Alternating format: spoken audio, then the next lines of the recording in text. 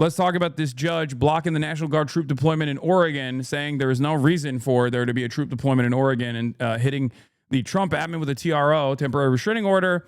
But of course, it's, we'll see if it's actually going to work or not, because it doesn't seem like Trump gives a shit, and will try to push for a constitutional crisis at every step. So, that's where we're at right now. Let's take a look. Overnight, deploy members of the California National Guard into Portland, saying she was troubled by the Trump administration's attempt to circumvent an order she'd issued just a day earlier. Trump had already tried to send in Oregon National Guard troops to Portland. That was halted on Saturday. The administration then tried on Sunday to send the troops in from California. Then late last night, Judge Karen Immerget, a Trump appointee, issued a new, broader order prohibiting the administration from using federal control to send any state's National Guard into Oregon, and pressing the government's attorney, saying, quote, "You are an officer of the court. Do you believe that this is an appropriate way to deal with my order, or an order that a judge issues that you disagree with, or is that an appropriate mechanism to appeal as you have done?" Over the weekend, federal officers clashed with demonstrators at the ICE headquarters in Portland, firing pepper balls and flashbangs. Portland police say they did not observe any person or property crimes committed, and no arrests were made. But the Trump administration insists violent criminals are destroying Portland, and troops are necessary to protect federal assets and personnel. In a ruling Saturday, the judge wrote Portland's protests were not significantly violent or disruptive, and that Trump's description of them was simply untethered to the facts. That deploying the Oregon National Guard likely exceeded his constitutional authority. Oh, wow. Interesting. Oh, it turns out I'm glad that there is still some semblance of order within the courts, and that Donald Trump's direct attacks against the judiciary has not shook many of these judges. In the same way that these justices at the Supreme Court are obviously totally corrupt. It's interesting to see when you have Trump appointees that are obviously from a conservative background, or even all the way down to Reagan era judges turning around and being like, dude, enough.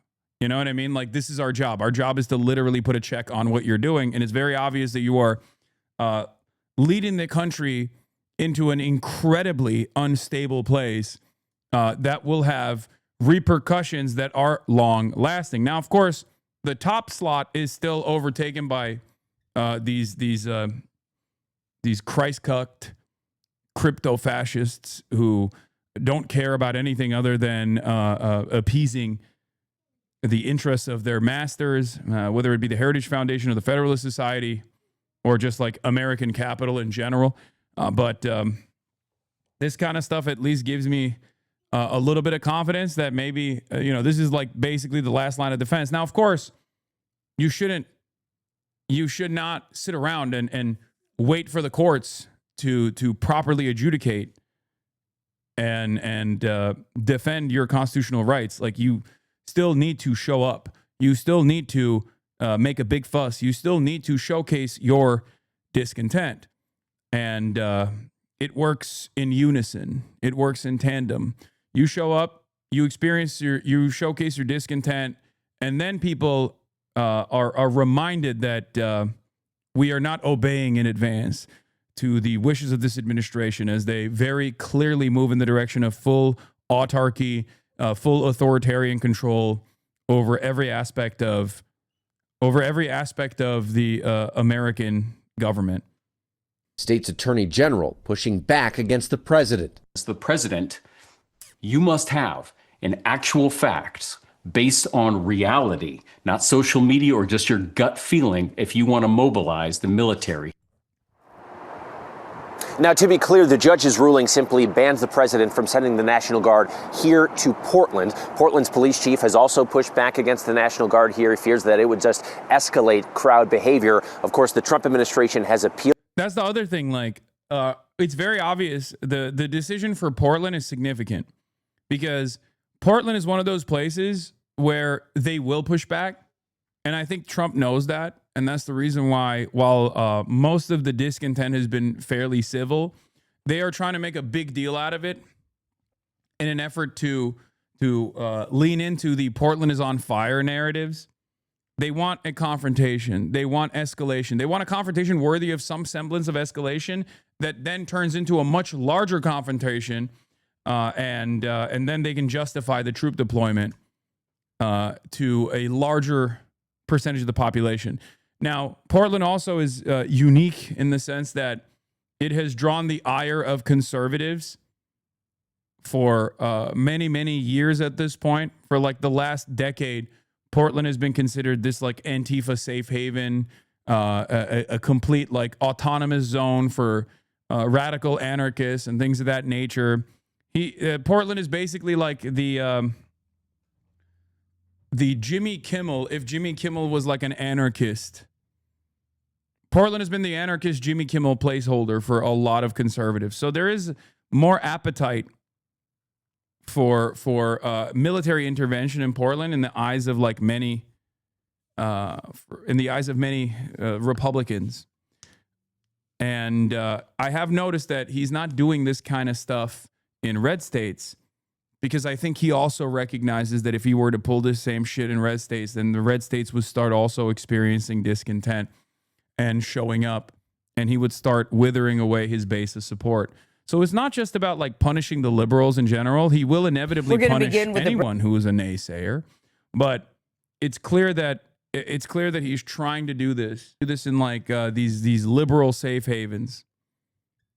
And it's so crazy because this kind of political polarization coming from the top office, when you're supposed to be the president of all Americans and not just like a increasingly shrinking number of Americans with unlimited appetite for death and destruction, that see you as a cult leader, that see you as this heaven's mandate receiving monarchic style figure. That's not how things are supposed to operate in this country. So as long as he keeps doing this stuff while not improving people's material circumstances, I think more and more people are going to get frustrated and be like, all right, enough with this tomfoolery. Fix the goddamn prices, big dog. And this has been my argument. This has been my argument from the jump. Donald Trump may think it's a political winner, but it's a political loser. Oppose Trump deploying in a U.S. city, active duty U.S. military, 61%. The National Guard in particular, 58%. When you get 3 in 5 Americans agreeing on anything, you know if that is on the opposition side, it's a political loser. And among independents, who are, of course, that key block in the middle of the United States political electorate, we're talking about 2/3 of independents there and about, who oppose the deployment of either active duty U.S. military or National Guard into U.S. cities. What are the questions that people are asking, or what are the issues they see with these deployments? Okay, look, I think it's that they don't buy Donald Trump's case for why these troops must go into the U.S. cities. So the New York... I think those numbers are still, the numbers on the support side are still unimaginably high. And obviously, in a competent, normal, democratic process, like, these numbers are incredible, and it should cause any administration to very quickly turn around and not do this, right? But we don't live in a normal government. We live in an abnormal government, and we live in abnormal times.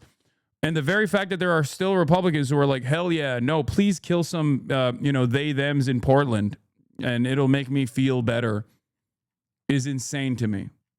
Adam Johnson says, engaging with public opinion is useful, but I think it's important to understand that Trump and his close band of ideological confederates do not care about the public opinion. They believe that once they're done, it'll have little bearing on who's in the White House January 21st, 2029. Now, having said that, I don't fully agree with this. The reason why I don't fully agree with this is because while it's correct that the Trump administration doesn't care about public opinion all that much, the goal here for the population in general and for all of you is to get other people on board and make this as costly as possible, make this as difficult a process as possible. When you make this a difficult process, when you don't obey in advance, for example, you cause the administration to reconsider. You cause the administration to think, okay, maybe we can't get away with this.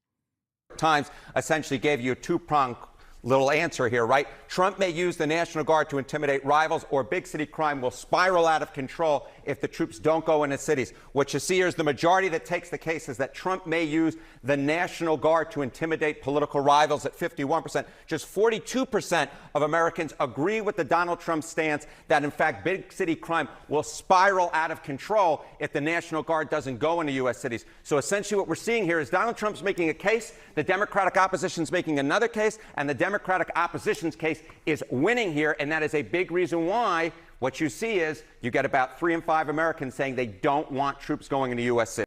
I cannot believe that 42% of Americans think big city crime will spiral out of control without the National Guard, and the only reason why so many Americans polled still to this day believe this insanity is a direct consequence of under the Brandon administration, the liberal media, all of the local news broadcasters, and also the national news broadcasters being completely dominated by reactionary framing on crime and punishment. The notion that these cities are actually on fire. Okay? This kind of made up fear mongering has been incredibly effective in brain breaking your elderly relatives. This is something that I have actively pushed back against when Brandon was in charge, okay? And I talked about the crime panic narratives and how damaging that would be eventually. And it has been. I mean, I have all my own relatives that have fallen victim to the crime panic narratives, assuming that Democrats actually don't care about crime at all and that the only solution to crime is more aggressive apprehension initiatives, more aggressive detainment initiatives, which, of course, when pushed to its logical limit, imply the utilization of lethal force in the hands of the American military against domestic enemies. And that's where we're at. That is precisely where we're at. That we wouldn't have gotten to this point if even the liberal side, if the Democrat side on this argument wasn't also completely leaning into the crime panic narratives out of fears that this was far too good a message being presented by the Republicans. You have another really interesting way at looking at this. That President Trump seems uniquely focused on Portland, on Memphis, on these cities and crime there. What do voters think he should be focused on? Okay, so if you saw the opening slide on this. Proof on Biden. I believe it. I just want to know. Proof on Biden. The media coverage. Go back and look at my analysis and my criticism of the media coverage under the Biden administration about crime panic narratives in blue cities specifically. Mostly pushed by the right, but a lot of, like, if you look at San Francisco, for example, like a lot of the tech CEOs who before they actively before they openly became right wingers, right? They were also leaning into this idea that, like, George Soros backed woke prosecutors were actually letting criminals roam free in the streets of San Francisco and in major, like, Democrat-run cities. I mean, here, this is another fantastic example of this, but with respect to ICE. Okay, Brian Schatz is the United States Senator from Hawaii. Okay, he says, why do we need snipers in our cities? Now, he said this on October 4th. Why are 6 masked men slamming a guy in a wheelchair in the ground? Why would an agent tackle a scared wife? Add the rhetoric of the president is increasing manic and angry senior advisors, and we are at a fork in the road. Adam Johnson says, Brian, you supported doubling ICE's budget last year, backing what you described as a Republican border security bill. Given ICE's lawlessness, do you think in retrospect this was a wise idea? Now, to liberals, this probably comes across as an I told you so moment. Like, this is a cynical, radical leftist by the name of Adam Johnson who's just simply trying to dunk on a Democrat at a time when we need to be united. But this is a very important issue to address because right now, we need to be on a defensive posture and we need to be united. We need to express solidarity with everyone, including liberals who are seeking to address some of the problems that this administration is engaging in. Having said that, however, it is important to make sure that liberals do address this dumb fuck behavior. Liberals do address the fact that they also leaned into the crime panic narratives, leaned into the narratives about immigrants constituting a significant national security threat, because they are the ones who allowed this to happen.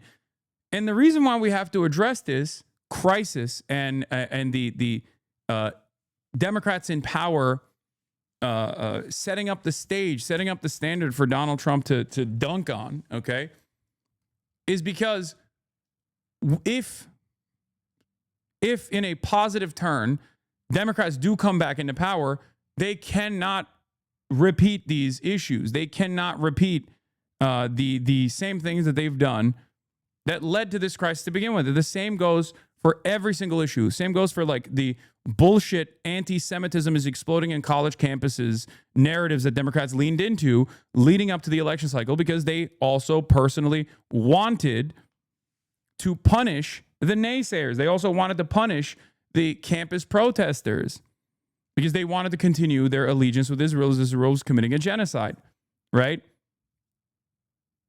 It's completely ridiculous. And we have to do our very best to explain to people, like, if we don't reverse the trajectory, if Democrats actually hold any sort of office, we're cooked again. Next time, there is another competent Republican, a more competent Republican that comes in charge and takes over the government, and maybe a Tucker Carlson. Do you think this is a good use of your platform right now? Brian Schatz says, do you think meaningfully combating the forces of fascism require coherent and consistent counter politics and not nonstop triangulation of stupid gotchas that reinforce every racist MAGA premise? I think it does, and I think it will continue to do so moving forward. The border was a mess. Things are way worse now, and a part of what I was doing was to prevent us from landing there. Yes, the White House's cutesy triangulation gotcha paid zero political dividends, raised the salience of the issue in Republicans' favor, and now Dems have no coherent counterargument because they embraced all of the Republicans' central premises. Perhaps moving forward, this could be avoided. This is exactly what I was crying about over and over again in the lead up to the election, when Biden, before October 7, on October 6, as a matter of fact, unveiled his right-wing border bill, if you remember. And the reason why they did that was because they were responding to how far-right people had become on the issue of the border, on the issue of immigration. And the only reason why the broader public was more right-wing than ever before in the history of the United States of America on the issue of immigration, in a nation that is comprised entirely of migrants, was because the Republicans had dominated the narrative with no counter messaging and no pushback whatsoever from the supposed left flank party. They didn't do that. They didn't actually take the initiative. They didn't actually follow through on their initial campaign promises. Biden made a significant amount of promises for his first 100 days of immigration, starting off the process of mass amnesty, right? They didn't do that. They didn't do any of that stuff. Right, it was, has Trump taken his eye off the ball? The American people believe, yes, John Berman, Donald Trump has taken his eye off the ball. There is too much focus on putting troops into U.S. cities. 52%, the majority of Americans agree that the Trump admin is focusing too much on that. Where do they want him to go? They want him to focus on lowering prices. 75% say there's too little focus on lowering prices. This is the reason that Donald Trump was put into office, was to lower prices. And at this particular point, 3 in 4 Americans say there is too little focus. Donald Trump is focusing on the wrong things, and they don't like the way he's going about it. And this, my friends, will tell the entire story if it holds a year from now, going into the midterm elections. If the Republicans lose control of the House, dare lose control of the Senate, it will be because they believe that Donald Trump has lost focus. He is not keeping his eye on the ball, and I told you guys over and over again that this would happen eventually, okay? I didn't even think that it would happen this fast, but then again, I also did not think that Donald Trump would be this much of a force. I didn't think he would be this swift in ruining everything and breaking everything, okay? I thought it would have taken a little bit more time. A rare moment where I don't fully agree with Adam Johnson as far as like the Trump administration. I do agree with him when he says like the Trump administration doesn't care about popular opinion, but in general, every administration has to manage whatever kind of direction that they're taking. Okay? And even if the Donald Trump administration is very actively trying to undermine what remains of like constitutional protections in this country, okay, ultimately, if there is too much public discontent, too much public pressure, they're going to have a much harder time. Judge temporarily blocks Trump admin from sending National Guard to Portland. Blocked the president once again from sending troops to Portland, Oregon. Protests have grown there since he announced the plan, but they are confined to just one city block. Troops are being sent to Chicago, where there is growing outrage over immigration raids that have temporarily swept up U.S. citizens. Usher Qureshi's in Broadview. That's a Chicago suburb with the latest. Usher, good to see you. What can you tell us? Good morning. Well, after days of federal immigration raids and counter protests in Chicago, the Trump administration over the weekend said it would deploy 300 Illinois National Guard troops here over objections from the state's Democratic governor. Protests against immigration and customs enforcement turned ugly in and around Chicago over the weekend, as people faced off with law enforcement and tension at times boiled over into physical altercations following days of ICE raids and counter demonstrations. Acts of violence are occurring on a regular basis. Homeland Security Secretary Kristi Noem on Sunday called Chicago a war zone. Illinois Governor J.B. Pritzker, a Democrat, said federal agents were to blame. They want mayhem on the ground. They want to create the war zone so that they can send in even more troops. When asked about his plan to deploy hundreds of Illinois National Guard troops in the Windy City, President Trump cited violent crime. People shot and killed. And Pritzker gets up and says, what a wonderful place it is. They need help. City data shows at least 270 people have died in Chicago shooting incidents since January, but that's down substantially from this time last year. Anti-ICE protesters also hit the streets in Portland, Oregon over the weekend. That's right. Good job, boys. Where they faced off last night with federal officers in front of the ICE headquarters in Portland. Bullets and smoke were used. The same judge had already ruled against activating Oregon-based Guard members in Portland a day earlier. However, in what appeared to be an attempt to circumvent that decision, the Trump administration Sunday reassigned roughly 200 California National Guard troops to Portland. And Texas's Republican governor confirmed he'd authorized the federal use of 200 troops in several cities, including Portland. Portland is burning to the ground. You have agitated. It's so crazy, bro. Just, what are we doing? Whenever I hear the president just fucking routinely lie like this, in a way that's so transparently untrue, because he's not even like trying to massage the narrative. He's just actively coming out and being like, nah, the sky is actually not blue. It's a different color. It's a different color you've never seen before. It's green. Everybody knows the sky is green. It's not blue.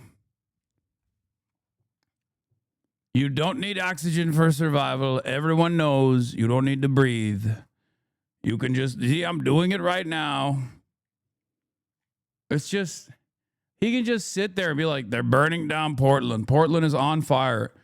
And because so many people are never going to go to Portland, and so many people are already operating under the assumption that Portland is on fire, they just look to this dumbass and go, yeah, he's right. He's so right. Portland is on fire. Please, Mr. President, kill those people that are lighting Portland on fire. Insurrectionists. Now, we should mention that our producer in Portland told us that before those clashes at the ICE facility, the city was calm and those protests have been contained to a single block. The city even hosted its annual marathon yesterday. As for Illinois, the governor says his state is among the places Texas troops are now expected to deploy. Here's J.B. Pritzker saying Trump is sending troops as a pretext for the Insurrection Act. Escalation of violence is targeted and intentional and premeditated. The Trump administration is following a playbook: cause chaos, create fear and confusion, make it seem like peaceful protesters are a mob by firing gas pellets and tear gas canisters at them. Why? To create the pretext for invoking the Insurrection Act so that he can send... I mean, I will say this is funny for like any position of authority to say, because like that's precisely how local law enforcement also operates. I just, he's on the right side of this issue, but like he's on the right side of this issue, but like that is literally what cops do. It's just like funny to see a governor talk about law enforcement in this way, you know, like he's a HasanAbi head or something, because like that is precisely what local cops do as well. Military troops to our city.